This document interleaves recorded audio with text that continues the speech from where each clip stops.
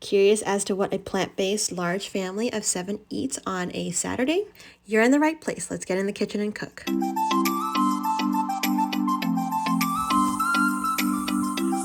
gotta stand tall. Hey there, everybody. Welcome to our kitchen. Today is Saturday. We typically have more of a relaxed day where we kind of batch cook in the morning so we don't have to cook at night. And the rest of the afternoon, we are just hanging out, doing whatever we all want to do.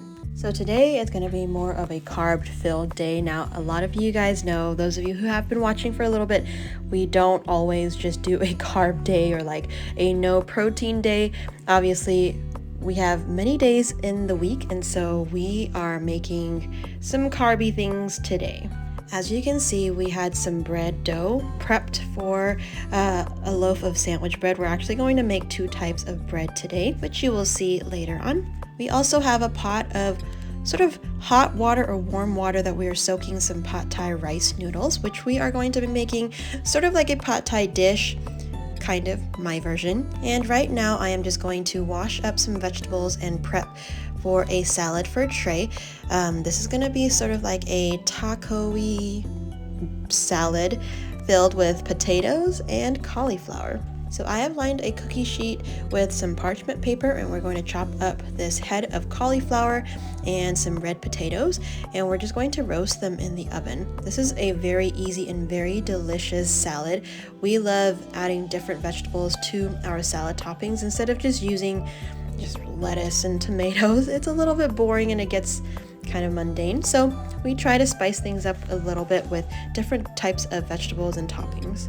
Now, even though this is called a taco salad, we do not use like taco shells or tortilla chips. We just really use the flavors of a taco within our vegetables while we're seasoning it. We're going to cook these vegetables with some oregano and cumin and things like that, which gives a really delicious taco-y flavor. While I am prepping our vegetables for the taco salad for Trey, my husband, Grace is over here making another loaf of bread, and she is going to be making a spelt. So we have 2 loaves of bread that we're going to show you using the same recipe. We are making a spelt one, and we're also making an unbleached all-purpose flour bread. We wanted to see what the difference is between the two, so we are going to do a little bit of an experiment. And while we're here, we are just going to massage some of these seasonings. I have an all-purpose seasoning that I made, which is filled with all sorts of stuff. It's like a whole list of things, but you can just season it however you want. However, the main flavors for a taco anything would really just be some oregano, onion powder, paprika, some cumin, and if you have some chipotle, that would be delicious. We're going to roast this up in the oven until it is done. On the list of items to make today is also some collard greens. Now, the first time I was exposed to some greens was when we celebrated our first Thanksgiving, well, my Thanksgiving ever with my husband's family. So I have decided to make my own version. Now, before we get into the greens, I have here soaked some rice noodles, which look like this after it's being soaked. It is not cooked yet. We just kind of rehydrated it and it is ready to cook. Now, to make the sauce for our noodles or pad thai, this is obviously not going to be a very authentic pad thai, and I love a good authentic anything, but this is just my version of a really simple sauce for some rice noodles. I have here some sugar, some salt, some soy sauce and coconut aminos. We have some delicious umami miso paste, and I also added some onion powder. So here I'm just going to slowly break that paste up, and I'm just going to add a little bit water to thin it out. We don't want it to be way too salty or too concentrated. After it is mixed, this is what it looks like. The miso paste has broken down a little bit and is ready to be used. Grace is now fixing the bread dough for our spelt loaf. This is just a very simple sandwich bread recipe, or you can use this recipe for focaccia. This is the very first loaf that is proofed and puffy and about there. So right around this time, it's about lunchtime, I have prepped some broccolini and some onions here, which I'm just going to put into our gigantic cast iron skillet here.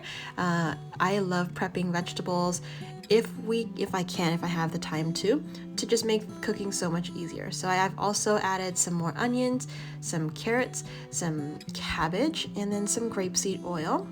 And we are going to cook these down for our rice noodle dish. And just checking up on Trey's vegetables here. Look how golden and seasoned everything is. Delicious. So I do love myself some good takeout noodles, right? And you all know if you do any takeout or order any food, it is very expensive. So this is such a great and easy, delicious meal filled with vegetables that you could make at home yourself. I'm telling you, you can definitely save so much money making it yourself, and it's so easy, especially at this time because the groceries are just skyrocketing and it is really hurting our pockets, especially if you're a large family. We're going to let those vegetables cook for a little bit, and then right now we're just going to add all of these vegetables, the cauliflower and the potatoes, into a bed of romaine lettuce here for Trey's salad. We're going to chop up some beautiful red onions for some sweetness and added punch, and we're adding a little bit of tomato slices as well. I wish I had some cherry tomatoes, which I normally have, but we are out at the moment. After that, we're going to just top it off with a little bit of lime juice, and you can put some chili powder if you would like to, some, I don't know, cayenne just to spice it up. And then I also drizzled it with some hemp oil and some extra smoked paprika for additional smokiness. Already everything is looking good. Everything is going to be mixed well, and we're going to then just serve it up to Trey. Checking up on the first loaf of bread that is being proofed. It's proofing for about 45 minutes now, and it's doubled in size definitely, and it is all nice and jiggly and ready to go. Oh my gosh, I love dough. Don't you just want to smack it? So I have oiled here a loaf pan, and then I'm going to go and get the dough. We're going to just roughly make a loaf here. Now you know that I'm not a professional baker, but we are just home bakers and home cooks. So we are just separating the dough ball from the sides of this bowl. And I am going to just pick it up really quick, play with it a little bit. It is so nice and squishy. Now, all-purpose is actually like the funnest dough to play with because it is just so light. And you see how I'm not really forming it. I'm just gonna put it into the loaf pan just like that, and we're gonna just apply a little bit of olive oil on the top so it doesn't get dry as it proofs one last time before we bake it. Now we are heading back to our vegetables that have been cooking for a little bit now. All the vegetables should be halfway softened, and I'm going to add all of this noodles, the rice noodles. Now this is a lot, but we are a family of 7 people. Really, this feeds myself and the 5 kids generously. I'm gonna add a little bit more grapeseed oil to start cooking it a little bit more. My auntie used to say, 没有油不好吃. So that's in Mandarin, and that translates to, if there is no oil, it is not gonna be delicious. And I honestly believe that, especially in a noodle dish. You kind of want it a little bit, not like dripping in oil, but you do need a little bit of that oil. So I have just added our sauce in here a little bit by little bit, and then tossed it. Now this is about halfway cooked. The noodles are gonna start cooking the more that you cook it in this pan. We don't want it to be squishy, so we don't like to overcook these noodles. You can add any vegetable you like. You should taste as you go. I have here some sesame oil, and I added a little bit more coconut sugar just to sweeten it up a little bit. The sauce was made of also some apple cider vinegar, which gives it a little bit of that tang, so it's a balance of everything. Some sweet, salty, some nutty, miso umami, some sourness, some spiciness, which I'm gonna add later on, and I just added a little bit of water here to help get the noodles cooking a little bit better. You should definitely add as much water as you need, just so the noodles can start absorbing it and cooking it, and the more you cook it, the softer it's going to get. I am telling you guys, if you are craving some sort of Chinese or like some pad thai noodles, give this a shot and just try it out. You won't regret it. You are seriously gonna save so much money. A packet of these noodles are what, like $2? This over here, I have 3 packets, and then all the vegetables you can get a whole head of cabbage for so much cheaper, and it's so good. You can adjust it to however you want it to taste like, and you can control how much sodium and however much vegetables you want to put in it. Check out this proofed dough here. This is ready for the oven. So I've preheated the oven to 425. I'm going to just add this loaf of bread and we're going to cook it for 20 minutes first. And then we're going to lower the heat down to 350 and cook it for the last 10 minutes. Alrighty, our lunch is served. Look at this huge pot here. Now, traditionally in Thailand, we have some pickled jalapenos on the side and some chili flakes or chili powder to add some more spice. So I've grown up eating this, so I love to add some pickled jalapenos and the juices of that vinegar. I am also going to spice it up with some cayenne pepper.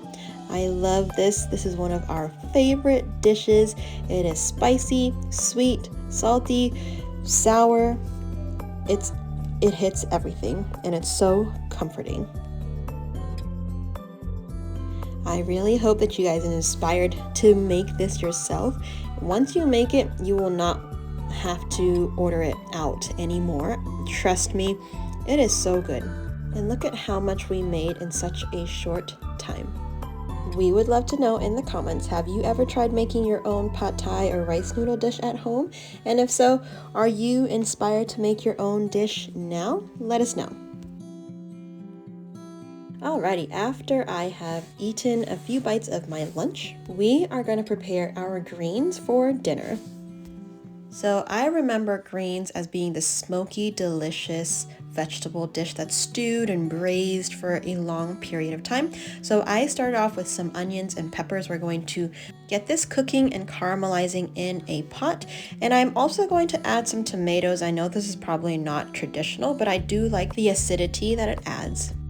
Like I said previously, I ate my first pot of greens when we were celebrating Thanksgiving with my husband's family, and it was made out of smoked turkey neck. My mother-in-law made it and was so good.